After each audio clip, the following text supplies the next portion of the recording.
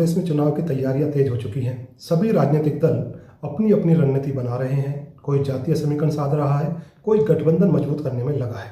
लेकिन एक सवाल है, क्या जनता के असली मुद्दे चुनावी बहस से गायब हो चुके हैं? अगर चुनाव केवल जाति और धर्म के इर्द गिर्द घूमे तो बेरोजगार नौजवान, परेशान किसान और महंगाई से जूझता आम आदमी आखिर किससे सवाल करेगा? नमस्कार दोस्तों, आज हम उन जरूरी मुद्दों पर बात करेंगे जो यूपी विधानसभा इलेक्शन 2027 के सबसे जरूरी मुद्दे होने चाहिए। पहला मुद्दा, बेरोजगारी और पेपर लीक।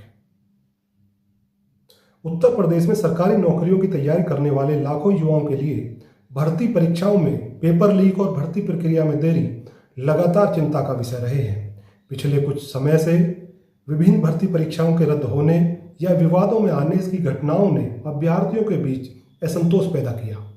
कई अवसरों पर अभ्यर्थियों ने विरोध प्रदर्शन भी किए और लगातार कर भी रहे हैं। ऐसे में युवाओं के लिए समयबद्ध और पारदर्शी भर्ती प्रक्रिया एक प्रमुख चुनावी मुद्दा उत्तर प्रदेश में होना चाहिए। दूसरा मुद्दा, किसान। किसान आज भी फसल का लाभकारी मूल्य, बढ़ती लागत, खाद, बीज और उर्वरक की कीमतों में वृद्धि जैसी चुनौतियों का सामना कर रहे हैं। कई क्षेत्रों में भूमि अधिग्रहण से जुड़े मुआवजे और पुनर्वास के सवाल भी उठते रहे हैं। ये ऐसे मुद्दे हैं जो ग्रामीण मतदाताओं को सीधा प्रभावित करते हैं, जो चुनावी मुद्दे होने चाहिए। तीसरा मुद्दा, महंगाई।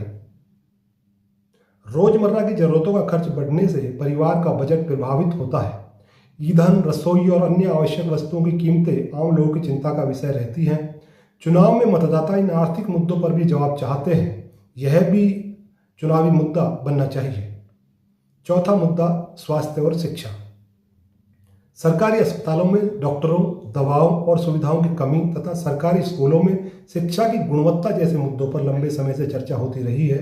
बेहतर स्वास्थ्य और शिक्षा की व्यवस्था हर परिवार की प्राथमिक आवश्यकता है। पांचवा मुद्दा, भ्रष्टाचार और महिलाओं की सुरक्षा।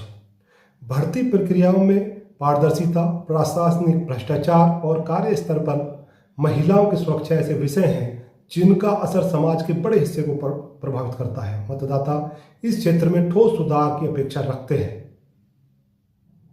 एक और महत्वपूर्ण मुद्दा है उत्तर प्रदेश की क्षेत्रीय अस्मिता और क्षेत्रीय असंतुलन।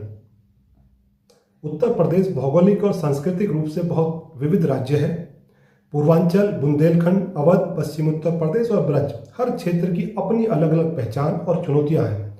बुंदेलखंड लंबे समय से पानी की कमी, पलायन, सीमित और औद्योगिक विकास जैसी समस्याओं से जूझ रहा है। पूर्वांचल में रोजगार, स्वास्थ्य सेवाएं और उद्योगों के विस्तार की मांग अक्सर उठती रहती है।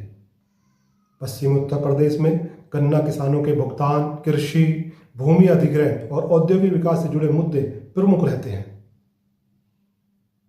अवध और मध्य उत्तर प्रदेश में शहरीकरण, रोजगार और बुनियादी ढांचे से जुड़ी चुनौतियां चर्चा में रहती हैं और बड़ी समस्याएं बनी रहती हैं।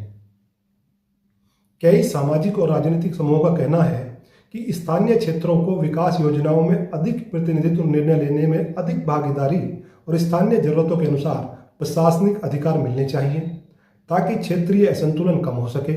वहीं दूसरी ओर कुछ लोग मानते हैं कि मौजूदा व्यवस्था में बेहतर प्रशासन और संसाधनों के समान वितरण पर अधिक ध्यान देने की आवश्यकता है। सवाल यह है कि 2027 के चुनाव में क्षेत्रीय अस्मिता और असंतुलित विकास भी एक बड़ा मुद्दा बनेगा।